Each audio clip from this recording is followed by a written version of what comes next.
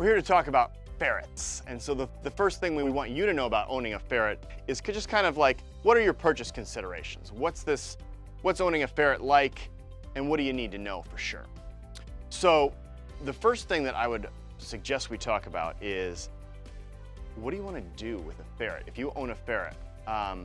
So ferrets are affectionate and they can bond with their owner, and that makes them a fun and lovable pet. And they actually sleep quite a bit. Ferrets will sleep up to 18 hours a day. Young ferrets particularly, they're real deep sleepers, and sometimes they're difficult to wake up. We've actually had people call us concerned that their ferret is not alive, and it's like, well, no, if they have a moist pink mouth and they're warm and they're breathing, it's just sleeping really deep. So that's the thing. So you just have to kind of be aware that when a ferret's taking a nap, it's really taking a nap. It's also normal for a ferret, once it wakes up from a nap, to kind of like shake and shiver a little bit. That's not a cause for alarm.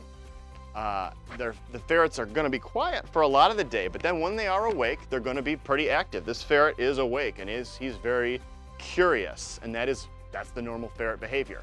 So you should try to bring your ferret out of its cage for supervised playtime 2 to 4 hours per day. It's still good to allow ferrets access to their cage during playtime so they can return. Ferrets are litter box trainable.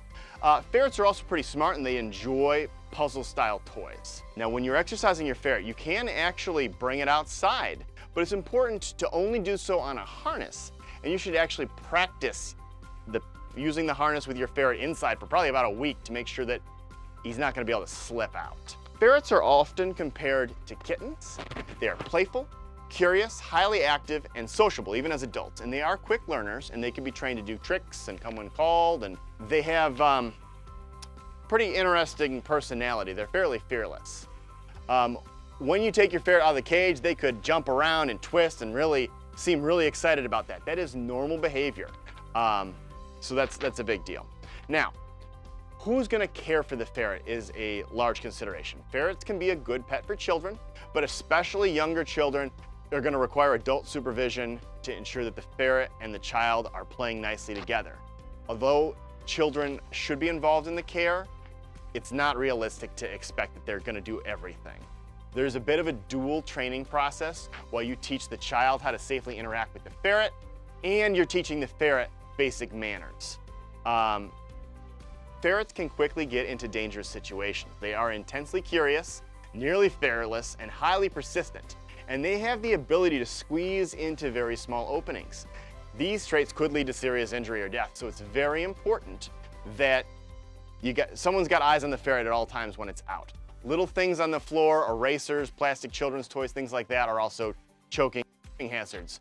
So every family member that is going to interact with a ferret needs to be aware of these traits and supervised at all times.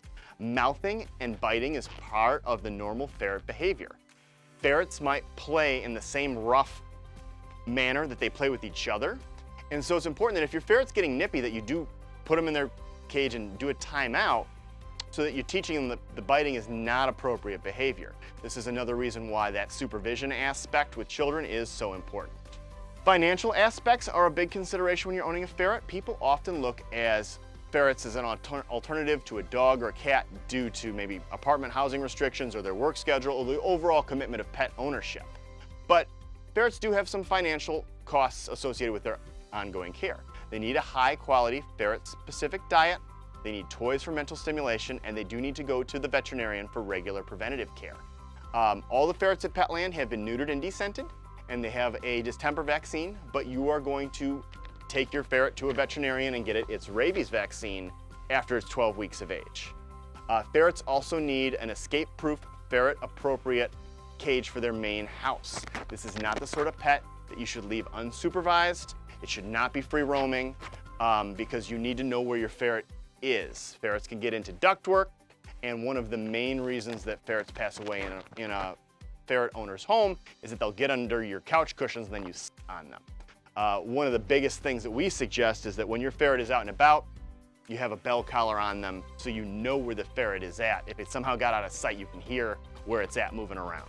One of the other things that's very important to understand about owning a ferret is that whereas there's not many things that can pass back and forth between the pet and you as far as diseases.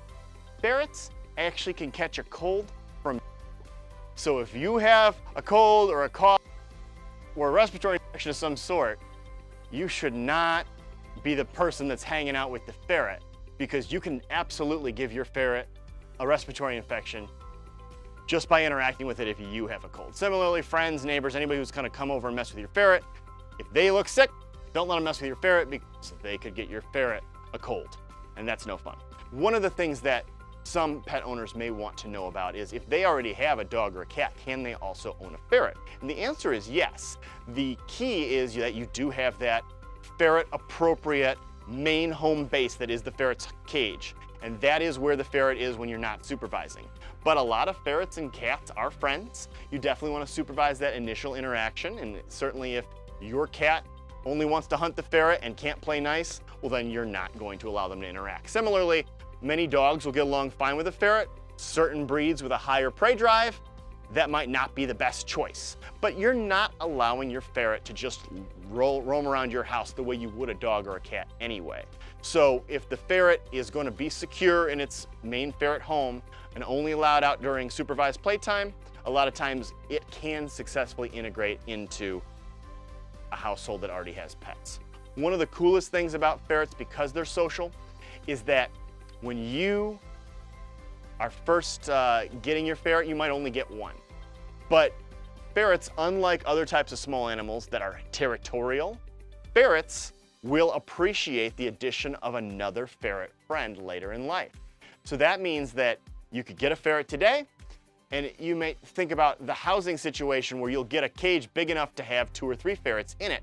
And then in 4 to 6 months, after you're sure you like having this ferret, and you maybe want to give it a friend, you can successfully integrate an additional ferret to the first ferret's home.